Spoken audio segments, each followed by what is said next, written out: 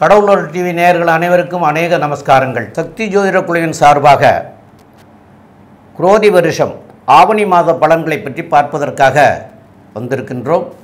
அடியேன் சக்தி சோமையாகிய நானும் ஐயா டாக்டர் ஹரிஹர சர்மா ஐயா அவர்களும் டாக்டர் கே.எஸ். ஐயங்கார் அவர்களும் வந்திருக்கின்றோம். இந்த ஆவணி மாதங்கிறது 17/8/2024 முதல் 16/9/2024 வரைக்கும் உள்ள காலகட்டத்துக்கு உண்டானது.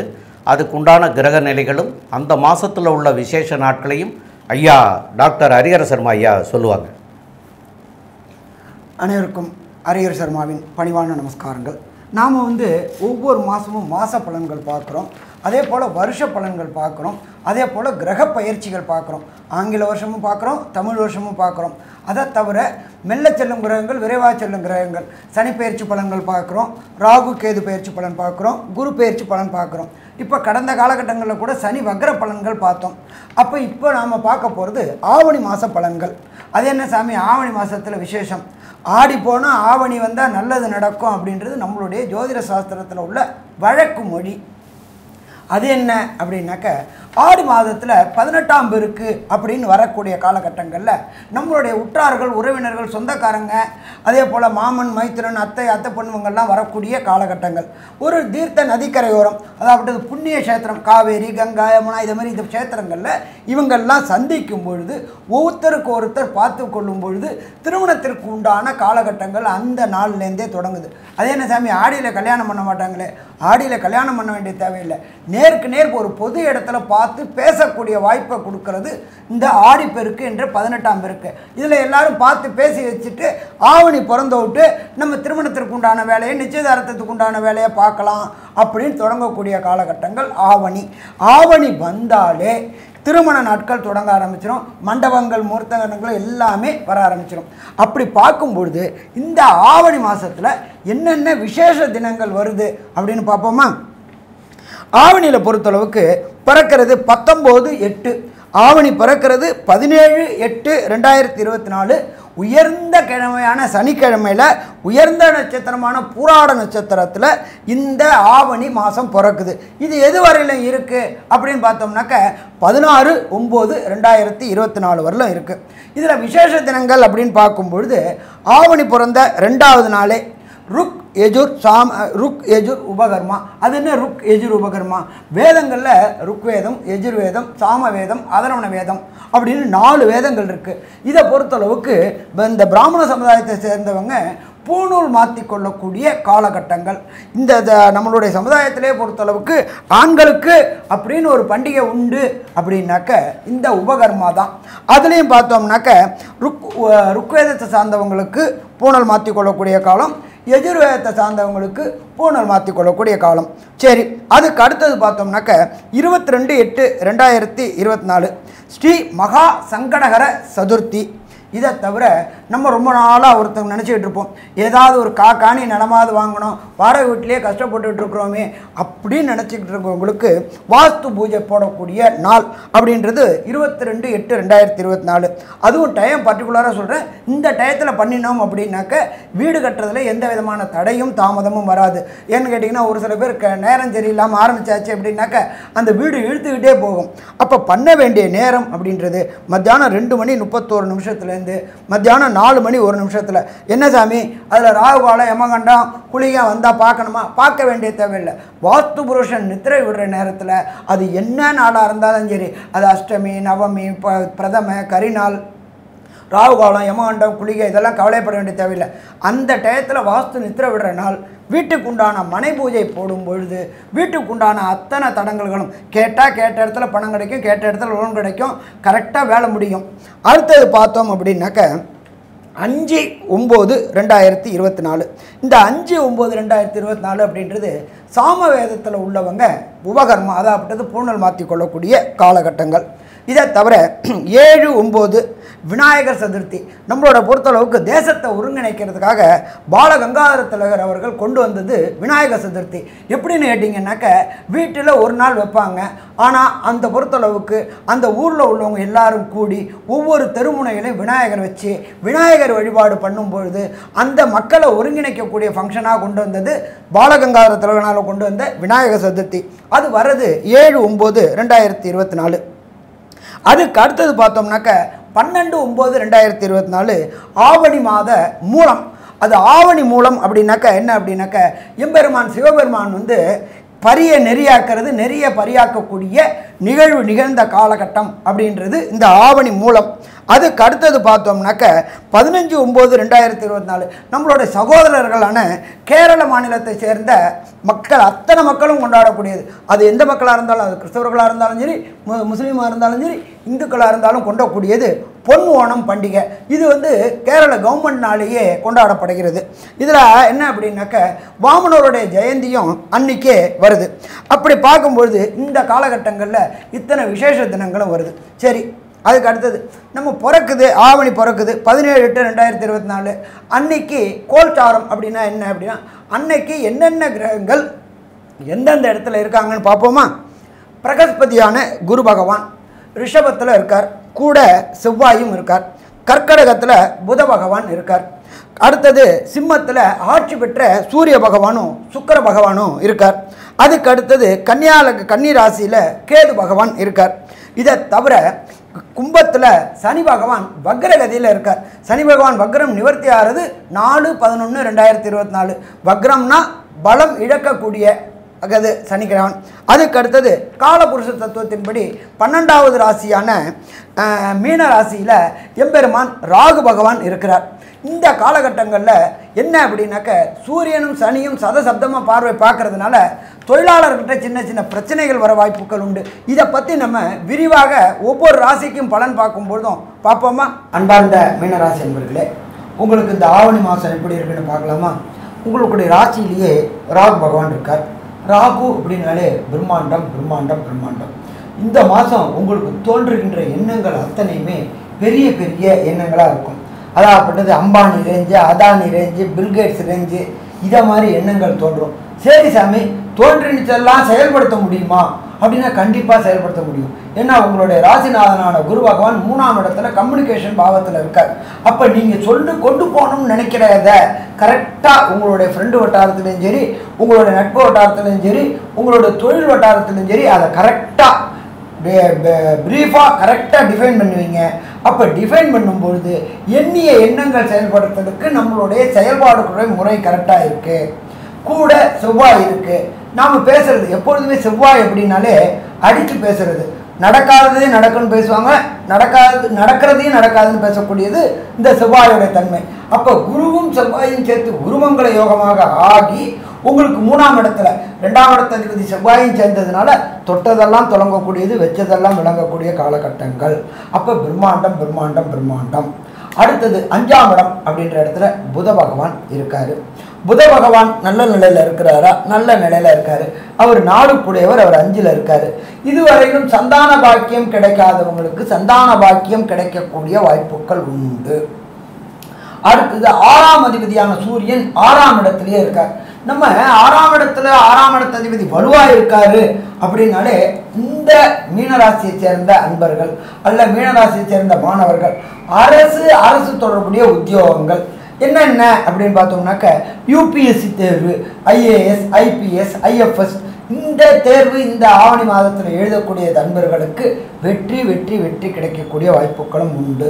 அதை தவிர டிஎன்பிஎஸ்சி தேர்வு எழுதக்கூடியவங்களுக்கும் வாய்ப்பு உண்டு. ஏன்னா ஆட்சி பெற்ற சூரியன். அப்போ அரசு தொடர்புடைய உத்தியோகத்துக்கு உண்டான தேர்வு எழுதினா தேர்வில் ஜெயிச்சு அரசு உத்தியோகத்தில் செலக்ட் ஆகக்கூடிய வாய்ப்புகளும் மிக மிக அதிகம். அடுத்தது 7ஆம் இடத்துல 6ஆம் இடத்துல இருக்கிற சுக்கிர பகவான் நமக்கு ஆரம்பித்து ஒரு 10 நாள் மட்டும்தான் அங்கே இருக்கிறாரு. அதுக்கு அடுத்தது 7ஆம் இடத்துக்கு வராரு. 7ஆம் இடத்துல கேதுவும் சேர்ந்து இருக்கிறாரு. இது என்ன ஒரு விசேஷம் அப்படின்னாக்க நீச்சமடைஞ்ச சுக்கிரன் அப்படின்னு விட்டு நம்ம பயப்படுவோம்.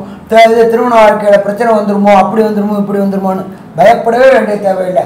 உங்கள் ராசிநாதனான குரு பகவான் தன்னுடைய விசேஷ பார்வையான 5ஆம் பார்வையாக 7ஆம் இடத்தை பார்க்கறதுனால திருமண தடைகளும் தாமதங்களும் விலகி, சாமி நானும் ரொம்ப நாளாக பார்த்துக்கிட்டே இருக்கிறேன் அப்படின்னு சொல்கிற மீனராசிக்காரங்களுக்கு, அது ஆணாக இருக்கட்டும் அது பெண்ணாக இருக்கட்டும், இந்த ஆவணி மாதத்தில் நிச்சயதார்த்தம் வாங்கக்கூடிய வாய்ப்புகள் உண்டு. இந்த இயர் எண்டுக்குள்ளார திருமணம் நடக்கக்கூடிய வாய்ப்புகள் உண்டு. ஏன்னா பிரகஸ்பதியான குரு பகவான் 11/5/2025 வரலாம் அங்கே இருக்கார். அவர் தான் உங்களுடைய ராசிநாதன். அப்போ இந்த ஆவணி மாதத்தில் நிச்சயதார்த்தம் தொடங்கி வரக்கூடிய ஆண்டுக்குள்ளார திருமணம் நடக்கக்கூடிய வாய்ப்புகள் உண்டு. சரி, உத்தியோகம்ன்றது 10ஆம் இடம். 10ஆம் இடத்து அதிபதி அப்படின்றது உங்களுடைய ராசிநாதனான இன்னொருத்தர் குரு பகவான். அவரே தான். குருவும் பொறுத்தளவுக்கு 3ல் இருக்கார். 3ல் இருந்துட்டு உங்களுடைய 11ஆம் இடமான லாபஸ்தானத்தையும் பார்க்கிறார். அப்போ கண்டிப்பாக தொழில் மூலியமாக லாபம், அபரிமிதமான லாபம் அடையக்கூடியது. தனக்காரனான குருவே அவர் 11ஆம் இடத்தை பார்க்கறதுனால, அது லாபஸ்தானம் ஆனதுனால, அந்த இடத்துல உள்ள சனி பகவானும் 12ஆம் இடத்துல இருக்கிறதுனாலையும் கண்டிப்பாக லாபம், தொழிலில் லாபம், வேலையில் லாபம், வெற்றி கிடைக்கக்கூடிய லாபம் உண்டு. அடுத்தது விரைய சனி நடக்குது. அது ஒவ்வொருத்தவங்களுடைய வயசுக்கு தகுந்த மாதிரி வரும். சனி பகவானானவர் ஒரு ராசியிலேருந்து ஒரு ராசிக்கு திருப்பி வரத்துக்கு சற்றேறக்குறைய 30 வருஷம் ஆகும். ஒரு ராசியிலேருந்து இன்னொரு ராசிக்கு கிடக்க சற்றேறக்குறைய 2.5 வருஷம் ஆகும். அப்போ அந்த ரவுண்டை பொறுத்தளவுக்கு மொத்தம் 4 ரவுண்டு ஒவ்வொரு ராசிக்காரங்களுக்கு வருவாங்க. ஃபர்ஸ்ட் ரவுண்டு மங்கு சனி, 2வது ரவுண்டு பொங்கு சனி, 3வது ரவுண்டு கண்டச்சனி, 4வது ரவுண்டு மரணச்சனி. இப்போ இதில் 2வது ரவுண்டாக இருக்கக்கூடிய மீனராசி என்பவர்களுக்கு பொங்கு சனி. தொட்டதெல்லாம் தொடங்கக்கூடியது, வச்சதெல்லாம் விடிவு கிடைக்கக்கூடியது. வண்டி வாகனம், திருமண தடை, வம்சமிருத்தி எல்லாமே இந்த பொங்கு சனிக்காரங்களுக்கு ஏற்படக்கூடிய வாய்ப்புகள் உண்டு. அதே போல் சுப விரயங்களும் ஏற்படக்கூடிய வாய்ப்புகள் உண்டு. ஸோ மொத்தத்தில் பார்த்தோம் அப்படின்னா ஆவணி மாதத்தை பொறுத்தளவுக்கு இந்த மீனராசி என்பவர்களுக்கு வெற்றி வெற்றி வெற்றி குவிக்கக்கூடிய காலகட்டங்கள். சரி, இப்போ இந்த மீனராசியில் பிறந்தவங்களுடைய தாய் தகப்பனுக்கு என்ன நிலை இருக்கும் அப்படின்றத பற்றி நம்மளுடைய அஸ்ட்ரோ KS ஐயங்கார் அவங்க விரிவாகவும் விளக்கமாகவும் சொல்லுவாங்க. ஐயா, அற்புதமாக சொன்னீங்க. மீன ராசியை பொறுத்தவரையிலும் ராகு இருக்கிறது பெரிய விசேஷம். இந்த ராகு பகவான் இருக்கிறதுனால இம்போர்ட் எக்ஸ்போர்ட் பிஸ்னஸ் பண்ணுறவங்களுக்கு, அதாவது ஏற்றுமதி இறக்குமதி கடல் வாணிபம் பண்ணுறவாளுக்கெல்லாம் பெரிய ஏற்றம் கிடைக்கும். தங்கம் மற்றும் தங்க ஆபரணங்கள் செய்யக்கூடிய, நகாசு வேலைகள் செய்யக்கூடியவர்களுக்கு பெரிய ஏற்றம் கிடைக்கக்கூடிய காலகட்டமாக இருக்குது. அதை தவிர பார்த்தீங்கன்னா எஜுகேஷ்னல் ஆப், அதை தவிர ப்ரொஃபஸர்ஸ் ட்ரைனிங் கொடுக்குற டியூஷன் ட்ரைனிங் பண்ணுறவங்க, இவங்களுக்கெல்லாம் ஸ்டூடெண்ட்ஸ் ட்ரெயின் பண்ணுறவங்க, இவங்களுக்கெல்லாம் பெரிய ஏற்றம் கிடைக்கக்கூடிய காலகட்டமாக இந்த மாதம் அமைய போகிறது. இந்த மாதத்தில் உங்களுடைய ராசிநாதன் 3ஆம் இடத்துல இருக்கிறதும், முயற்சி ஸ்தானத்திலே இருக்கிறதும், தனகாரகனும் தனஸ்தான அதிபதியும் சேர்ந்து இருக்கிறது பெரிய விசேஷம். இதன் மூலியமாக உங்களுடைய முயற்சிகள் எல்லாமே வெற்றியை கொடுக்கும். அதை தவிர பார்த்தால் தாய் தந்தையின் உடல்நிலையில் நல்ல ஒரு ஏற்றம் இருக்கும். ஏன்னா 4ஆம் அதிபதினு சொல்லக்கூடிய புத பகவானும் 5ஆம் இடத்துல இருக்கிறதன் மூலியமாக நல்ல ஒரு ஏற்றம் கிடைக்கக்கூடிய காலகட்டமாக அமைப்போகுது. உங்களுடைய ராசிக்கு பார்த்தால் 7 சனி இருந்தாலும், 12ஆம் இடத்துல விரய சனியாக இருந்தாலும், வக்கரகதியில் இருக்கிறதுனால இந்த ஒரு காலகட்டம், வக்கர காலகட்டத்தில் உங்களுக்கு தேவையற்ற செலவுகள் சற்று கம்மியாகக்கூடிய வாய்ப்புகள் மிகவும் அதிகமாக இருக்கும். தொழிலில் பெரிய ஏற்றம் இருக்கும். அதை தவிர பார்த்தாலேயானா தந்தையின் உடல்நிலையில் நல்ல ஒரு ஏற்றம் இருக்கும். 9ஆம் இடத்தை செவ்வாயை பார்க்கறது பெரிய விசேஷம். இதை தவிர பார்த்தீங்கன்னா உங்களுடைய ராசிக்கு 3 8 அதிபதி அப்படின்னு சொல்லக்கூடியவர் 6ஆம் இடத்துல இருக்கிறது பெரிய விசேஷம். அதனால் 8ஆம் அதிபதி 8க்கு 11 இருக்கிறதுனால வெளிநாட்டில் இருக்கிறவங்களுக்கெல்லாம் பெரிய ஏற்றம் கிடைக்கும். வேலை மூலியமாக வெளிநாடு போயிருக்கிறவங்களுக்கு நல்ல ஒரு ஏற்றம் கிடைக்கக்கூடிய காலகட்டம். அரசாங்கத்தில் இருப்பவர்கள், அரசு தொழில் செய்பவர்கள், அரசு கான்ட்ராக்டில் இருக்கிறவங்களுக்கெல்லாம் பெரிய ஏற்றம் கிடைக்கக்கூடிய காலகட்டமாக அமையும். இருந்தாலும் எதிர்பாலினத்தவர், அதாவது பார்ட்னர்ஷிப்பில் இருக்கிறவங்க கூட நம்ப வேண்டாம், எதிர்பாலினத்தவரை நம்ப வேண்டாம், கொஞ்சம் ஜாகிரதையாக இருக்கிறது நல்லது. குரு பகவான் பார்க்கறதுனாலையும் அவனே ராசிநாதனாக இருக்கிறதுனாலையும் ஓரளவு பிரச்சனைகள் படிப்படியாக குறையக்கூடிய வாய்ப்பு உண்டு. இருந்தாலும் கேது பகவான் சப்தமத்தில் இருக்கிறதுனால கண்டிப்பாக எதிர்பாலினத்தவர் மூலியமாக பிரச்சனைகள் வரக்கூடிய வாய்ப்புகள் உண்டு. அதை தவிர நண்பர்கள் மூலியமாக சிறு சிறு பிரச்சனைகள் இருக்கும். இந்த காலகட்டத்தில் பார்த்தீங்களேனால் நண்பர்களை கொஞ்சம் நகர்த்தி வைக்கிறது தான் உங்களுக்கு நல்லது. தேவையற்ற செலவுகள், பண செலவுகள், தேவையற்ற பழக்க வழக்கங்கள் கொஞ்சம் அதிகமாக, ஏன்னா உங்களுடைய ராசியின் அதிபதியும் மறைஞ்ச ஸ்தானமான 3ஆம் இடத்துல இருக்கார். ராசியில் ராகு பகவான் அபரிமிதமான எண்ணத்தை கொடுக்கக்கூடியவர். 12ஆம் இடத்துல சனி வக்கரகதியில் இருக்கிறதுனால தேவையற்ற எண்ணங்கள் அதிகமாக வரும். அதற்காக செலவு பண்ணக்கூடிய காலகட்டமாகவும் அமையும். அதனால் உடல் நலத்தில் சற்று பிரச்சனைகள் வரக்கூடிய வாய்ப்புகள் நிச்சயமாக இருக்கும்.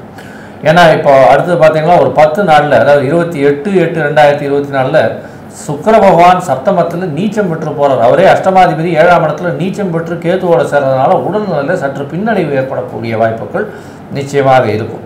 தாயின் உடல்நிலையில் ஏற்றம் இருக்கும், தந்தையின் உடல்நிலையிலையும் நிச்சயமான ஏற்றம் இருக்கக்கூடிய காலகட்டமாக இருக்கும். உங்களுடைய உடல்நிலையை கொஞ்சம் பார்த்துக்கிறது நல்லது.